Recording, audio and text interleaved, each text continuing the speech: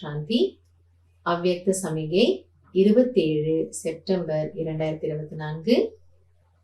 இன்றைய மகா வாக்கியம், ऐसे सर्वंश त्यागी बन सदा हर श्रेष्ठ कार्य में, सेवा की सफलता के कार्य में, ब्राह्मण आत्माओं की उन्नति के कार्य में, कमजोरी व व्यर्थ वातावरण को बदलने के कार्य में जिम्मेवार आत्मा समझकर चलो.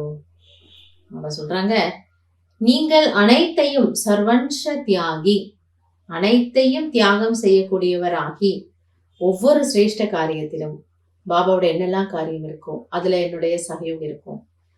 சேவையினுடைய காரியத்திலும் பிற ஆத்மாக்கள் பிராமண ஆத்மாக்களுடைய முன்னேற்றம் புருஷார்த்தத்திற்கான காரியங்களிலும், அல்லது ஏதோ ஒரு இடம் ரொம்ப ஒரு பலகீனமான ஒரு வாத்தாவரணம், அங்க ஒரு அசாந்தி இருக்கு, அங்க ஒரு துக்கம் இருக்கு, அங்க ஏதோ ஒரு சண்டை சச்சரவு நடந்தது, அந்த இடத்த நம்ம அந்த இடத்தினுடைய சூழ்நிலை நம்ம மாத்தணும். இப்படி பல்வேறு விதமான காரியங்களில் தன்னை பொறுப்பான ஆத்மாவாக புரிந்து கொள்ளுங்கள். நமக்கு அந்த பொறுப்பு இருக்குன்னு நம்ம நினைக்கணுங்கிறார். யாரோ சேவா பண்ணிட்டு போறாங்க அப்படி இல்லை. என்னுடைய பாபா காரியம், என்னுடைய பிராப்தி அதில் நான் எடுக்கணும்னா நான் அதுல இன்வால்வ் ஆகணும். எங்கேயோ ஒரு அசாந்தி குழப்பம்னா நான் அங்க அமைதியை கொடுக்கறதுக்கு நிமித்தமாகணும். யாரோ பண்ணிட்டு போறாங்க, அது யாரோட வேலை அப்படி நினைக்க கூடாது.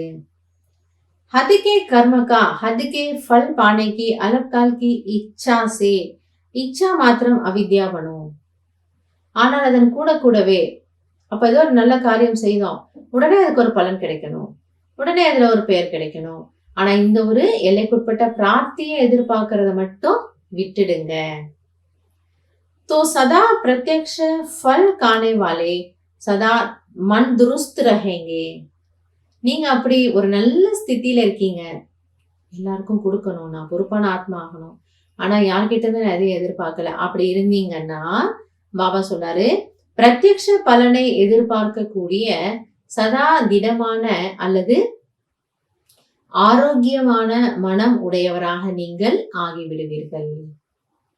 அதனால மனதை ஆரோக்கியமா வச்சுக்கணும்னா பாபா சொல்றாரு, யார்கிட்ட இருந்தும் எதையும் எதிர்பார்க்காதீங்க. உங்களை ஃபில் பண்றதுக்கு பாபா உங்களுடைய கம்பேனியனாக, உங்களுடைய துணைவராக, சதா காலத்திற்குமான ஒரு நல்ல நண்பனாக, தாயாக, எல்லா சம்பந்தத்திலயும் இருக்கிறாரு. அவர்கிட்ட இருந்து ஃபில் பண்ணிக்கோங்க. இங்க யார்கிட்டயும் நீங்க எதையும் எதிர்பார்க்க வேண்டாம்.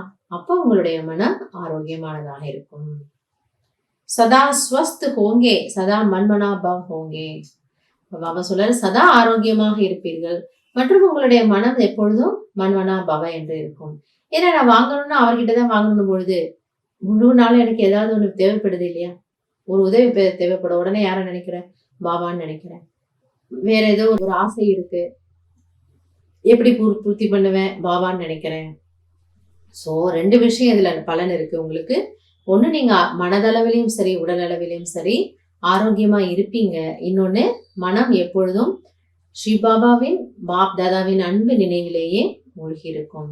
இதுல உங்களுக்கு டபுள் லாபம் இருக்கு. நல்லது. ஓம் சாந்தி.